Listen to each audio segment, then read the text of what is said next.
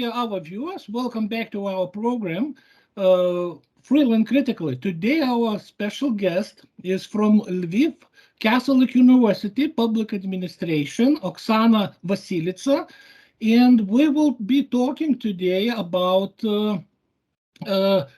hybrid threats for Ukraine, hybrid threats that are caused by Russia. So maybe the first question could be asked by our Professor Gintautas. Thank you, Oksana, for participation. And first of all, the very simple question, what does mean hybrid threats in this moment for Ukraine? How do you understand them, Oksana? Thank you, Professor. So hybrid threats is very interesting phenomena because in accordance to scientific definition, it should be some issues which could be used not in a proper way. I mean, by covert and overt meanings. But nowadays in Ukraine, hybrid threats means that all this military action could be done not only on the battlefield, but also in information dimension or even somewhere else on international battlefield, while Ukraine is seeking for more help from international partners. And nowadays Russia could try to make a lot of obstacles in this part. But while talking from the beginning of this war, I mean war between Russia and Ukraine, hybrid threats could be defined as those polite green people who were capturing Crimea. So it was the first and very good phenomenon of hybrid threats in this war. Because after that, Russia had to change some tactics and to use the other types of hybrid threats, especially in the information sphere, and have to mark their military troops, not only to be just polite green people who captured the peninsula of Crimea. You know that this language and title hybrid threats means something different than hard power and soft power. Ordinarily, we consider soft power some kind of cultural dimension, discussion, persuasion. And hybrid threats means a little bit different, something different. Could you separate, on your opinion, differences and coincidences between hybrid threat and soft power? Last week I had lectures in Kaunas University in your city, and lecture was also dedicated to hybrid threats, and we have discussion with a professor about hybrid threats and soft power, and it was a conclusion that soft power has, so to say, positive meaning, and hybrid threats, it could be said that it is soft power but in negative meaning, because they use the same methods. For example, they use the same objectives, but they have to reach their objectives in positive and negative way. For example, Russian culture. Of course, it is the soft power about Pushkin, about Russian ballet, and so on and so forth. But from the other point of view, Russian culture also could be as hybrid threat. And Russian language was one of the points that Putin told that he should protect all Russian-speaking people in Ukraine or in the other part of the world. So it's the hybrid threat, but from one point of view, it's the soft power. Yeah, it's quite clear, but in last days I heard from Ukraine side that Ukraine, all of us, we know that Ukraine prepare counter-offensive operation, and in this sense they need some informational supporting, and this informational supporting in counter-offense means as well using of some kind of hybrid technologies. And there I hear that this became more or less accepted in the world, this hybrid war, which consists from two parts. But as well I heard when different analytics commented about possible counteroffense of Ukraine, it means that these hybrid attack, informational attack, and as well military attack should be symmetrical in some kind, or to be okay in some way. These two waves should work together, you know, not one against the other. How could you comment how this hybrid counter offense could be or real for Ukraine as a possibility?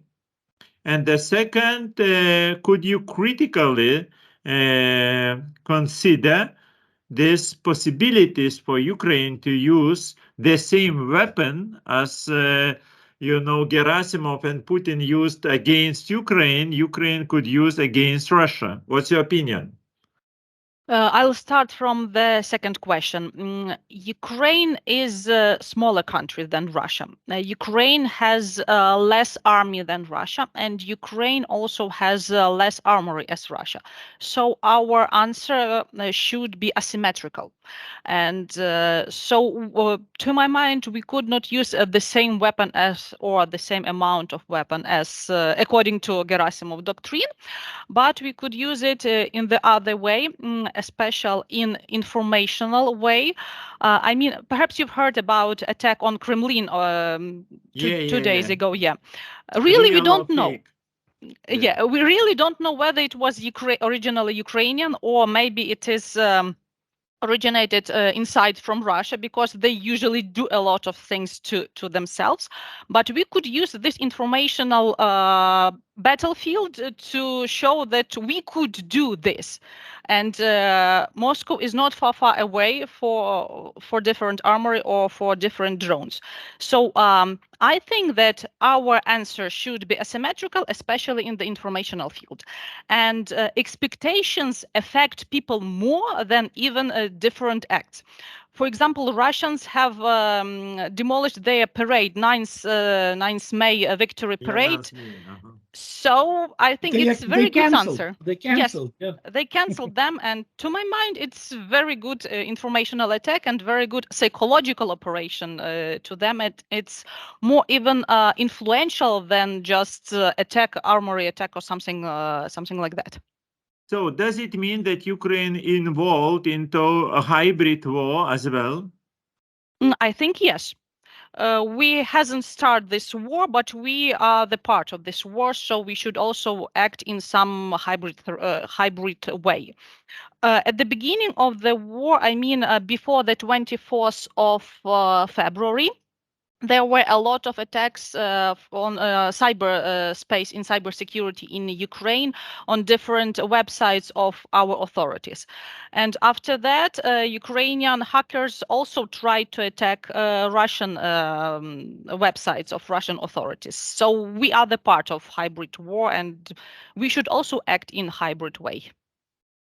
I think it's very symbolic that May 9th military parade is going to be cancelled in Moscow in the Red Square, because that military parade was a symbol of the Soviet Union's, then of Putin's Russia, more as moral justice, as a moral country that during the Second World War won against the Nazi fascism and liberated Eastern Europe. And now, when the world sees that Russia has attacked Ukraine, started the war, still on the Western part, there's some kind of hesitation to put equal two evils, Hitler's Nazism and Stalin's communist Soviet Union version of evil communism. And now, when the parade is going to be cancelled by Russia itself, hopefully those two evil powers will be equalized somehow. And in this context, I see that today Zelensky is in the Netherlands, in Hague. He's giving a speech about not just winning the war, but also bringing justice. And what's your impression about all this? I think I also agree that cancellation of the parade is very, very symbolic thing. And there is such joke in Ukrainian society that in accordance to social surveys, only 9 or 13% of Ukrainians consider the 9th of May as a huge holiday. But in accordance to yesterday's attack on Kremlin, maybe more people would like this holiday as a holiday, because we should celebrate the other parade and the cancellation of the parade, and we are more mighty and powerful than Russians. So Ukrainians usually try to laugh in different difficult situations and not to cry. And about our visit of our president to the Netherlands, I can say that it is very good sign to Western society and to Western people and to our allies from the West, as there are a lot of from one point of view, there are a lack of ideas how to treat Russia after the war, after the end of the war, after the victory, and what will be the victory. So should it be only independent Ukraine at the borders of the 24th of February, or should it be independent Ukraine on the borders of the 1991? Or something like that. For me, as Ukrainian, the victory should be as the collapse of Russia, because having such big and mighty neighbor means that this war should restart in 10 or 15 years, like the Second Chechen War. Volodymyr Zelensky in Hague showed that we are willing to have some trial process, and Ukraine should be also the part of this process, and the Russia should be punished because it started this war, and there are a lot of victims. And from one point of view, we could say that it is a terroristic war, because it's not only against military people and are not against military premises and so on, but they are killing innocent people, like in the terroristic attacks of 11th of September in the US. So, to my mind, it is a very important sign to Western society, showing and that we are eager to what type of victory we would like to see. Tomas mentioned a very important question and the concept of two evil, about Second World War. And Oksana, that Baltic countries, Estonia, Latvia, and Lithuania, we consider the end of Second World War a little bit different, or quite different than the other world. Then we don't consider, first of all, that Soviet victory as a real victory. And because one evil fight against other evil. And the second, we don't consider the end of the Second World War as a real end, because Baltic countries didn't accept this then. I know that Ukraine probably split on this question, between Western and the other Ukraine. I don't know really, please comment. And my question is, what is the changes of reception of this the day of victory? How contemporary Ukraine will consider the 9th of May? Some years ago, I really don't remember, 2 or 3 years ago, Ukrainians started to commemorate the Victory Day, because it's not, so to say, holiday that we should celebrate as celebrate like Christmas or New Year Eve. We have to commemorate because there were a lot of victims, and Ukraine has also a lot of victims in the Second World War. So Ukrainians started to commemorate this date also with the whole Europe on the 10th of May. So when the treaty was signed, and we tried to shift this date. Also, there are, so to say, some small part of old people or of those people who are feeling sad about Soviet Union. I think that the same small part of society also there is in Estonia, Latvia, and Baltic countries. Yeah, Unfortunately, it happened so, and they put flowers to different monuments at the day, but it is very small part of society. The majority of them wanted to commemorate this date with the other part of civilized civilized world. What about feeling of the Second World War? For a long time in Ukrainian history, it was considered like in the Russian history or in Soviet history, not the Second World War, but the Великая Отечественная война. And from the independence it is tried to shift at the Second World War, which started earlier than this Великая Отечественная война, and to consider Russia for independence, to consider Russia also as enemy, not only as a Nazi, but Russia and Soviet Union did not bring peace and did not bring a lot of prosperity after this this war. And after that, Cold War started, and there were a lot of victims in Ukraine. I mean that Stalin regime and the other regimes gave a lot of victims because they don't like to have independent people, especially in the western part of Ukraine, as western part considered to be as very patriotic part. To my mind, history is the key for future success. If we consider this the Second World War in proper way, we could. But the nowadays war give us like vaccination, like against Corona, but vaccination against love to Soviet Union and considering it's like a huge friend or big brother or something like that.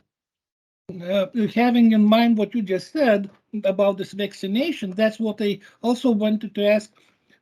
There's a hypothesis that if Russia had tried to attack Ukraine, to invade Ukraine before Maidan, or perhaps even soon after, it would have more or less succeeded because the nation was not consolidated. But today, it is impossible to conquer because the nation is consolidated and the Eastern, this division, classical Eastern Ukraine, Russian-speaking Ukraine, is now united with the Western. But to what extent it is really now one nation, in your opinion, from where you are? Because I remember our conversation in Kaunas, in the office at the university, when we both shared common experience that some Lithuanians, some Ukrainians are not paid by Kremlin's propagandists, yet they do believe and talk exactly what Vladimir Solovyov on his propagandistic show speaks every night, or other propagandists. How do you see, to what extent really Ukrainian nation now is beyond these linguistic ethnic divisions?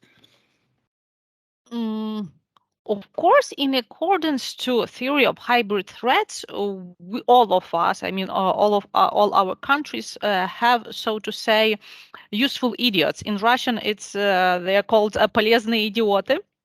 So people who are not paid, but people who truly believed in different, I don't know, concepts, in different ideas which enemy is talking to us. To my mind, there is not a major part of these people nowadays in Ukraine because a lot of us have seen all those atrocities. Majority of us have hosted people displaced from the eastern part, and we could, so to say, look at the reality in a proper way. But there are a lot of people sometimes They are rather old, and they are former KGB persons or former people from different armies or something like that, or who were taught in different military academies on the territory of Russia. So they might believe they are located even in Lviv, because we have such history that old pensioner, he was located not far from Yavoriv polygon. It is the hugest military polygon in the eastern part of Europe, where nowadays our soldiers are teaching different methods and trying to use different weapon. And he was sending to his friend in Russia GPS dots where the troops are located. And when he was caught, he told that, oh, I was picking mushrooms, and put the dots where a lot of mushrooms are located, and so on and so forth. So old people of such type or of such kind, of course, still exist in Ukraine. Unfortunately, we have the other part, also not big, but perhaps you've heard about different religions in Ukraine. I mean, Ukrainians in their majority are Orthodox people. We have small part of Catholic people and also small part of Greek Catholic people who are in between Orthodox and Catholic. And about Orthodox people, also some years ago, it was so to say unification of all Orthodox people to one family. We were given oh my goodness, I've forgotten the name. So they were united to one church. And also we have church which is under rule of Moscow, which is called Moscow Patriarchate. And since the early independence, former KGB officers were the priests of this church, and a lot of propaganda, a lot of brainwashing were in this church. We have two huge complex of monasteries, which one is located in Kiev. It is Kievo-Pecherska Lavra. Provoslav popes, yeah? Yes. Provoslav priests, no, not yes. Catholic. Sorry, on the I safe told. side. Because sorry. In English, a priest usually is associated with a Catholic one. So we have to be very clear for our viewers that we're talking about Provoslav, Moscow, these papi, those kind of priests. It's even better to call them popes, some because when you say priest, we could understand that you are talking about Catholics. Okay. So Orthodox popes, a lot of them were former. Not former, because there are not former KGB officers. So they were from KGB, and they use a lot of techniques how to influence people, how to brainwash people, and so on and so forth. And Moscow Patriarchate started to be prohibited only since the start of this war, not even from 2014, but only few months ago, not even from the 24th of February, but only a few months ago. And all different treaties, while rent of the land or rent of the churches were cancelled. And when they were started, people start to look what were located in those premises. Our Служба безпеки, our service of defense, have found a lot of propaganda literature, a lot of literature from Russia, and there are people who were the audience of these Orthodox popes. There were a lot of old ladies in the kerchiefs and so on, but also there were a lot of young people, and they were just like zombies. They were telling that Putin is our president, that we are shelling ourselves, and Putin has the right to shell Ukraine because God gave him this right like a king. So brainwashing and zombieing of this part is very, very difficult and important issue nowadays in Ukraine. But it's not the majority of Ukrainians now. It is the small part, but we have to do something with this part and to brainwash in the other way. When you tell this story about Moscow Patriarchate Church, I would like return to your example that the war should probably will finish not by the victory of Ukraine on the borders of Ukraine, but it could be finished only if Russia will be completely defeated. And this question of defeating of Russia, it's absolutely non-clear for Western society, for everybody, how it should look like. And there are a few possibilities of them. One, that democratic changes of power, nobody believes in this one. The second is that it could be even worse fascist regimes than contemporary Putinist after defeating of Putin. And the third version is the splitting of Russia into multiple other countries and big civil or mafia war in Russia. So there are many of different possibilities. But my question is about soft power in this case, not about hybrid war, but about soft power possibilities to influence this future victory, I mean defeating of Russia in this sense, because I believe that one state as Ukraine couldn't do all the job there because it's too complex, task. And this task probably should be elaborated by many countries and many forces. Do you see some movements into this direction? I mean, into post-war condition, or just you think this is only journalist talkings and visions in general without any concrete plans or actions? What's the problem is here? Usually journalist investigation gave impetus to huge future movements, so I think that they knew something or have access to some knowledge. What about soft power and future of Russia? To my mind, the best variant for Ukrainians and the best variant for the other world, it will be splitted Russia into a lot of independent states, because Russia is a huge federation and there are a lot of different nationalities. Unfortunately, all those national movements are not very mighty and powerful nowadays. So as to my mind, we can support them in this or that way, or give the examples how to fight or how to organize partisan movements, or how to organize the other uprisings. It will be the best way of soft power and of splitting Russia in this case, because Western societies were afraid of Soviet Union, which might collapse, but it collapsed, and the world lives further, and Armageddon did not came to our world. So I think that after the Russia will split it, it might be also not the end of the world. But the Western society, I don't know whether Western societies could help.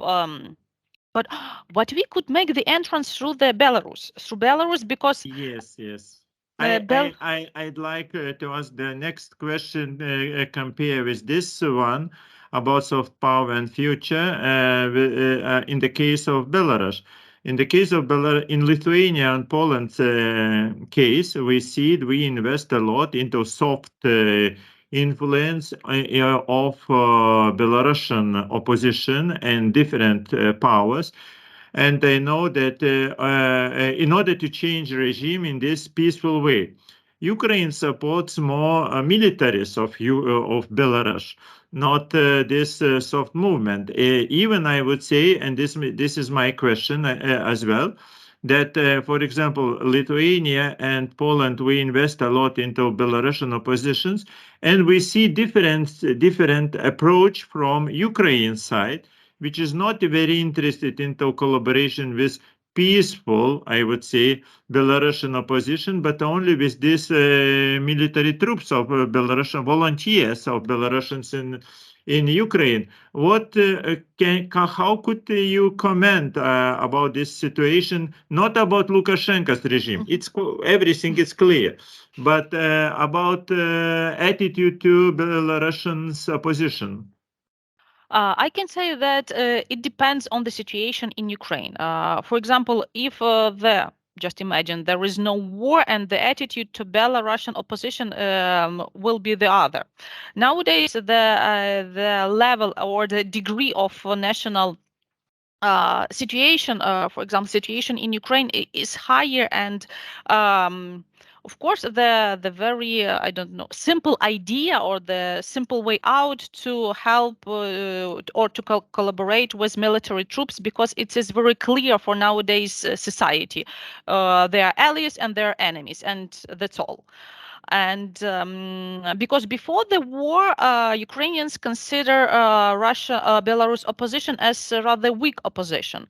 But a few years ago, before Maidan, Ukrainian opposition, we could also consider it as weak opposition. And society developed itself, developed its opposition. So it's not, so to say, static world like frozen or something like that. And to my mind, the war will end. I hope this year, or of course it might not be this year, but in some time the war will end, and we'll have to support Russian opposition, because only society should make changes in their countries, because it will be the legitimate changes which not be set from the other side, not from NATO, US, reptiloids and something like that. But these changes might be only these changes of society from itself, from the inner side, could be taken by the Western people, by the Western societies as proper changes. And I think it might be for a long period of time, not for 1 or 2 or 3 years. But I think what was between the lines in the question of Gintautas was that Belarusian, this female revolution, that attempt to overthrow Lukashenko after he stole the elections, was too weak, absolutely too weak, not strong enough, because it was too peaceful, too civilized, and this question is very deep, actually, because we have even this political philosophy of that is from Mahatma Gandhi comes, civil disobedience, or Martin Luther King in the United States for the movement of African Americans. No physical resistance, only peaceful. And Ukrainians showed an example that sometimes it simply does not work. It worked for Lithuania in 1990. It worked in Poland. But only partly, Thomas, partly worked, because many of Ukrainian volunteers participated into defense of Lithuanian parliament Seimas, and many of them were ready to fight with weapons. But only happened that, we didn't need to use these weapons.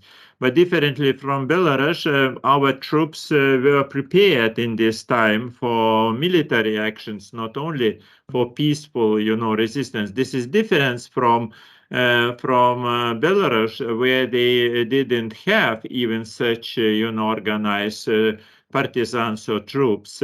And Maidan, the last phase, not 2013 peaceful, but 2014, I remember the end, and Oksana for sure knows that how this militaries, Maidanians came at the end in order to defend that Maidan from this pro-Moscow troops, this was a very short moment, but in any way, one day probably, but the most important probably. So And it's not and so some of them simple. had experience in the Chechnya war, I think. Some Chechens participated in Maidan to help to fight against Berkut. They were participants of Afghan war, and also they created some units how to protect the other participants of Maidan against Berkut. I have to add and have to comment that we have peaceful revolutions in 1990s, 1991 revolution on granite. We have peaceful Orange Revolution in 2008. But unfortunately, our history showed that our independence should be captured only by blood and by blood of Ukrainians who want to live independent country. I hope and I think it won't work for Belarus, and they will have a peaceful revolution with the support of Western people, with the support of Ukraine. But sometimes history turned in such a way that revolution for independence need blood, unfortunately. Yeah, but here I would add, what you say that and what we are talking now and negotiate in Poland and Lithuania about Belarusians, that they should include both elements. One of them is the soft power and peaceful revolution, and from the other side, to prepare to use this military troops or paramilitary troops, and that even not only Ukraine, but as well Poland and Lithuania, this is my opinion, should help as well for this one preparation. But there, this idea is quite clear. At least Tsikhanovskaya in Vilnius, and this battalions of Belarusians in Ukraine. That's quite clear. Mm-hmm. What to do with Russia? This we don't have such kind of good composition. So that we have the split of Russian opposition into multiple camps. This absolutely non-clear anti-Putinist military troops in Ukrainian forces, small and very contradictory, I would say. And this is, I would say, so unclear future. What to do? What to do in this case? How to approach because the end of war, as you said, is possible only with this solution of Russian problem. And I don't know really that's possibilities, but my model is to use the same example what we're doing now with Belarus, because we have two-side movement. One of them centralized or centralizing opposition, peaceful opposition, as this political opposition, I would say.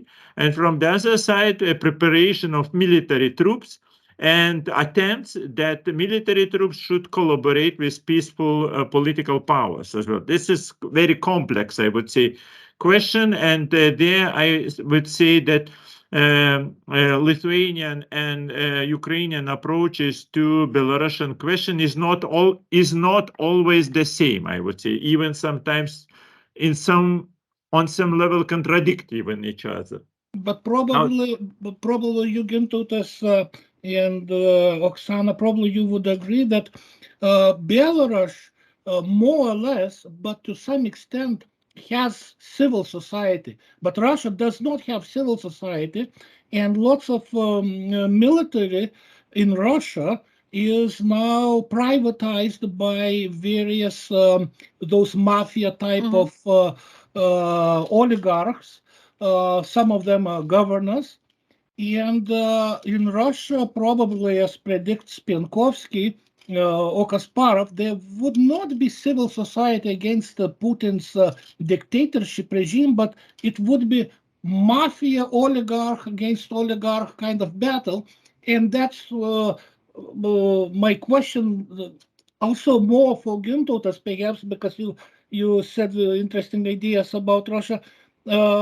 What that model could be actually for Russia, probably different one than for Belarus, especially because in Russia there is no clear opposition leader. Navalny and Khodorkovsky are two different worlds. One is in jail as a political saint suffering, the other is also an oligarch. So there's so many model problems, isn't it? Yeah, sorry, Oksana, that we discussed with Thomas, but very shortly we'll formulate question for you. A few days ago, I had a discussion with Belarusians, and they say them that we separate Belarusian weak civil society, that we call this very weak society, differently from fascist society in Russia. It means when we're talking about Russia, we consider that they don't have any civil society, and they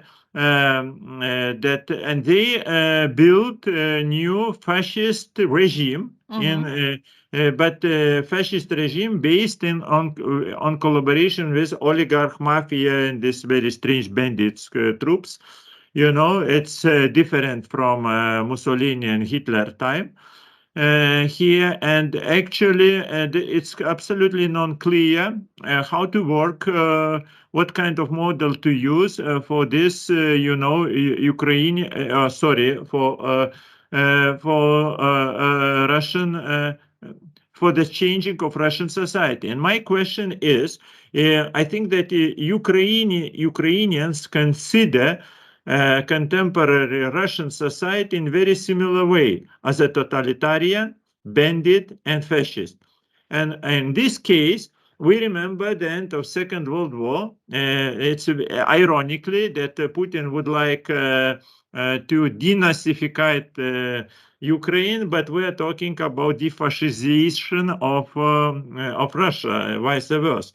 And the question is that Nazi Germany can be denazified only because total defeating, you know, or but in our case, we don't see, even nobody have even the aim to fully defeat Russia.